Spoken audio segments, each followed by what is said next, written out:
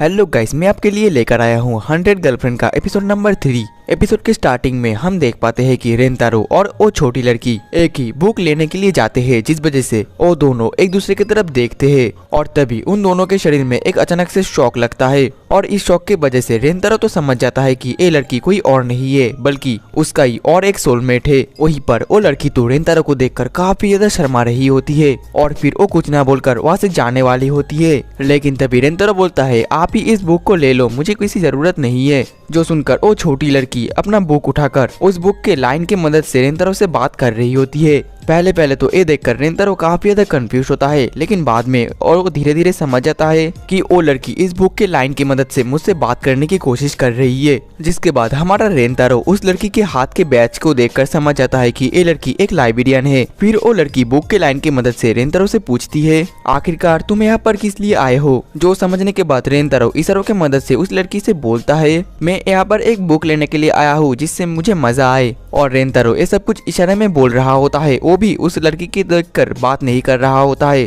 और ये देखकर वो लड़की काफी ज्यादा कंफ्यूज होकर उससे पूछती है क्या तुम बात नहीं कर सकते। जो देखकर रेंतारो काफी ज्यादा शॉक्ड होता है। जिसके बाद वो लड़की बुक के लाइन की मदद से रेंतारो से बोलता है मुझे लोगों के साथ बात करने में काफी ज्यादा दिक्कत आती है, इसलिए मैं यहाँ से चली जाती हूँ। और ये बोलने के बाद वहाँ से जाने ही लगती है, लेकिन तभी रेंतारो पीछे से उसको रोक लेता है और उस लड़की से बोलता है क्या तुम मुझे कुछ रिकमेंडेड कर सकती हो, कुछ रोमांस नोवेल, क्योंकि मुझे रोमांस जेनर काफी ज्यादा पसंद है। ये सुनकर वो लड़की काफी ज्यादा खुश होती है और फिर वो इधर उधर जाकर बहुत सारे बुक को ढूंढने लगती है। और इसके अगले पल ही वो लड़की बहुत सारा बुक उठाकर लेकर आती है। जो देखकर तो रेंतारो काफी ज्यादा शॉक्ड होता है और उसे देखकर वो लड़की बोलती है मुझे माफ कर देना, मैं कुछ ज्यादा ही एक्साइटेड हो गई थी। रेंतारो बोलता है तुम ज्यादा टेंशन मत करो, तुमने मेरे लिए इतना ज्यादा हार्ड वर्क किया और इतना सारा बुक उठाकर लेकर आई, इसलिए मैं इस सभी बुक को पढ़ूंगा। फिर वो जैसे ही सारे बुक को लेने के लिए काउंटर पर जाता है तो तब उसे पता चलता है कि उसका लाइब्रेरी कार्ड तो डेट एक्सपायर हो चुका है, उसको अब रिन्यू करने की जरूरत है, जिस वजह से वो अब इन बुक को लेकर नहीं जा पाएगा। ये जानकर तो रेंतारो काफी ज्यादा उदास हो जाता है। ठीक तभी वो छोटी लड़की अपना हाथ का जो नोवेल है वो रेंतारो को देने लगती है।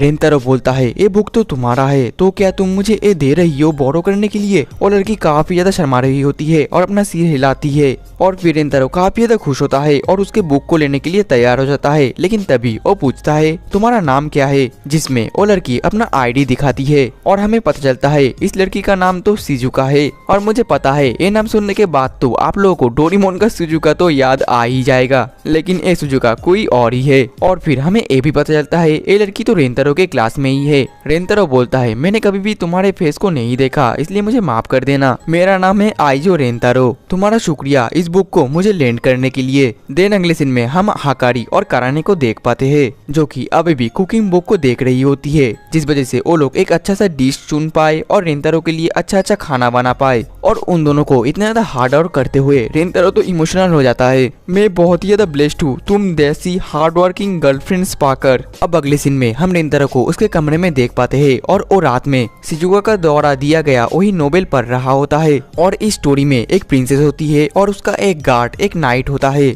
और एक ड्रैगन प्रिंसेस के ऊपर अटैक कर देता है, लेकिन हमारा नाइट प्रिंसेस को बचा लेता है, जिस वजह से वो दोनों धीरे धीरे प्यार में पड़ जाते हैं। लेकिन प्रिंसेस तो एक रॉयल फैमिली से बिलोंग करती है। दूसरी तरफ हमारा नाइट जो उसकी की कोई रॉयलिटी ही नहीं है, जिस वजह से प्रिंसेस को किसी और जगह भेजा जा रहा होता है और हमारा नाइट उसको रोक नहीं पाता। जो पढ़कर तो रेंतारो काफी ज्यादा इमोशनल हो जाता है और इसका नेक्स्ट पार्ट वो पढ़ने वाला ही होता है, लेकिन तभी वो नोटिस करता है ये वॉल्यूम तो यहीं पर ही खत्म हो चुका है। और तभी हमारा रेंतारो ये भी रियलाइज करता है कि रेंतारो का जितना भी सोलमेट है उन सभी के प्रपोज को रेंतारो को हाँ बोलना पड़ेगा, नहीं तो उसके सोलमेट्स मर जाएंगे। अब अगले दिन सुबह स्कूल में हम शिजुका को देख पाते हैं, जो कि रेंतारो के लिए उस नोवेल का वॉल्यूम 2 भी लाई होती है। ठीक तभी रेंतारो आकर उस वॉल्यूम 1 को शिजुका को वापस लौटाने लगता है और उसको थैंक यू भी बोलता है। और रेंतारो को अचानक से देखकर तो शिजुका काफी ज्यादा शर्मा रही होती है। तभी हमारा रेंतारो भी शिजुका के बैग में वो वॉल्यूम 2 नोटिस कर लेता है, जिस वजह से शिजुका काफी ज्यादा शर्मा कर वो वॉल्यूम वॉल्यूम 2 रेंतारो को देने लगती है। रेंतारो वॉल्यूम 2 पाकर काफी ज्यादा खुश होता है, लेकिन तभी वो चिंता में पड़ जाता है और बोलता है तुम मेरे लिए इतना कुछ कर रही हो, मुझे भी तुम्हारे लिए कुछ तो रिपे करना पड़ेगा। ये बोलने के बाद रेंतारो शिजुका को अपने साथ लेकर जाने लगता है और फिर उसको एक वेंडिंग मशीन के सामने लाकर उसको एक जूस पिलाता है और बोलता है ए बस मैं तुम्हें थैंक यू बोलने के लिए दे रहा हूँ।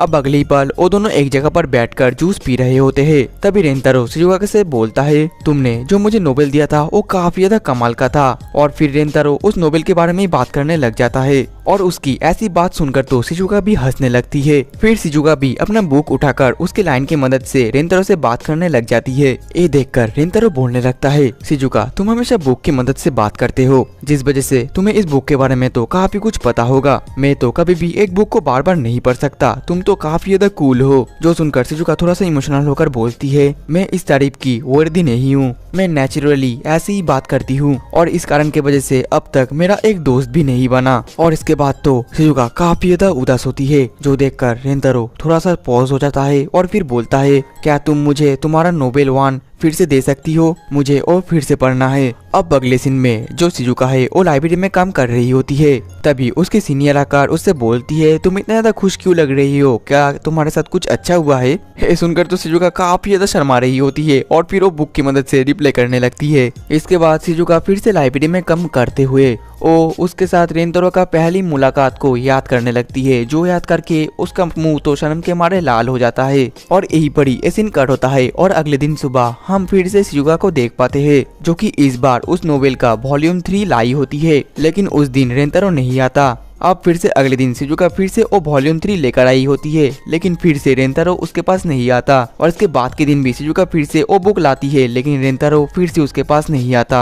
और लगातार 3 दिन रेंतारो उसके पास ना आने की वजह से शिजुका तो वॉल्यूम 3 लेकर रेंतारो को ढूंढने लग जाती है। लेकिन तभी वो रेंतारो को हकारी और कराने के बीच में देख पाती है और हकारी और कराने दोनों ही रेंतारो को किस कर रहे होते हैं और वो तीनों एक साथ बात करते हैं और बहुत ही ज्यादा मजा भी कर रहे होते हैं। और ये सब कुछ शिजुका दीवार के पीछे से देख पा रही होती है, जो देखकर तो वो काफी ज्यादा उदास हो जाती है और फिर वो अपने मन में बोलने लगती है रेंतारो का पहले ही गर्लफ्रेंड से, इसमें कोई हैरानी की बात नहीं है। आखिरकार मैं उसको लेकर क्या क्या सोच रही थी, वो तो मामूली सा बुक पढ़ने में काफी ज्यादा बिजी होगा। तभी हमें शिजुका के पास्ट के सीन को दिखाया जाता है, जहाँ पर शिजुका के क्लासमेट शिजुका को हमेशा बुली करते थे, क्योंकि वो बाकी नॉर्मल लोगों की तरह बात नहीं कर पाती थी। वो हमेशा बुक के लाइन की मदद से बात करती थी। यहाँ तक कि शिजुका की मॉम भी शिजुका को काफी ज्यादा मारती थी, क्योंकि वो बाकी बच्चों की तरह बात नहीं कर पाती थी, जिस वजह से शिजुका काफी ज्यादा दुखी होती है और वो प्रेजेंट में भी काफी ज्यादा दुखी हो रही होती है। और इसके अगले पल ही शिजुका लाइब्रेरी में जाकर अकेली बैठी हुई होती है। ठीक तभी वहाँ पर रेंतारो आता है और बोलता है अच्छा हुआ कि तुम अभी तक यहीं पर हो। और रेंतारो ये भी बोलता है तुमने आज तक मुझे जितने भी बुक्स लैंड करने दिए हैं उन सभी का आज मैं रीपे करने वाला हूँ। ये बोलने के बाद वो शिजुका के पास आकर उसके फोन में एक ऐप डाउनलोड करने के लिए बोलता है और फिर रेंतारो उस ऐप को भी शिजुका के फोन में डाउनलोड कर देता है। और शिजुका जैसे ही उस ऐप को ओपन करती है तो वो तो काफी ज्यादा शॉक्ड होती है। शिजुका जिस बुक की मदद से बात करती थी वो बुक का हर एक लाइन उस ऐप के अंदर है। और शिजुका को जब भी कोई भी बात करने की जरूरत हो तो फिर वो उस ई बुक की किसी भी लाइन को अगर दबाए तो फिर वो टेक्स्ट स्पीच में कन्वर्ट हो जाएगा और वो फोन अपने आप ही बात करने लगेगा, जिस वजह से ऐसा फील होगा कि शिजुका ही बात कर रही है। और ये देखकर शिजुका रियलाइज करती है रेंतारो लगातार 3 दिन पूरा का पूरा नोबेल मैनुअली हाथ से लिखकर फोन में लाया है और शिजुका के लिए रेंतारो इतना ज्यादा उसके लिए हार्ड और कड़ा है, ये तो कभी भी शिजुका सोच भी नहीं सकती। तभी रेंतारो बोलने लगता है मुझे पता है कि तुम्हें जोर से बात करने में काफी ज्यादा दिक्कत होती है, इसलिए मैं अपने आप को तुम्हारी मदद करने के लिए रोक नहीं पाया और इस ऐप की मदद से तुम लोगों के साथ बहुत ही आसान तरीके से कम्युनिकेट कर पाओगी। ये सब कुछ देखकर तो शिजुका काफी ज्यादा इमोशनल हो जाती है और वो तभी फोन की मदद से रेंतारो को आई लव यू बोल देती है। और ये बोलने के बाद तो उसके आंखों से पानी भी गिरना शुरू हो जाता है और वो फोन की मदद से ये भी बोलती है मुझे माफ कर देना, मैंने बस अपना फीलिंग्स तुमको कन्फेस किया है, तुम्हें कोई भी रिप्लाई करने की या आंसर देने की जरूरत नहीं है, मैं सिर्फ चाहती थी कि मेरा फीलिंग्स तुम जानो। लेकिन तभी रेंतारो शिजुका को पकड़कर अपने पास लेकर आता है और बोलता है मैं भी तुम्हें पसंद करता हूँ। ये सुनकर तो शिजुका और भी ज्यादा इमोशनल हो जाती है और फिर वो दोनों एक दूसरे को हक करते हैं। देन अगले सीन में हम देख पाते हैं कि रेंतारो शिजुका को हकारी और काराने से मिलवाने के लिए लाया होता है और वो बोलता है मैं सिर्फ तुम लोगों को बताना चाहता हूँ कि ये मेरी न्यू गर्लफ्रेंड है और मैं तुमसे परमिशन चाहता हूँ कि तुम तीनों मेरी गर्लफ्रेंड बनो। और ये देखने के बाद तो कारा ने हद से ज्यादा गुस्सा हो जाती है और वो तो रेंतारो के ऊपर बहुत ज्यादा गुस्सा करने लगती है। दूसरी तरफ हाकारी तो खुशी के मारे रोने लगती है और बोलती है, रेंतारो तुम कितने ज्यादा अच्छे हो, तुम उस लड़की को मना नहीं कर पाए इसलिए तुमने भी उसको गर्लफ्रेंड बना लिया। तभी रेंतारो बोलता है, शिजुका के आने के वजह से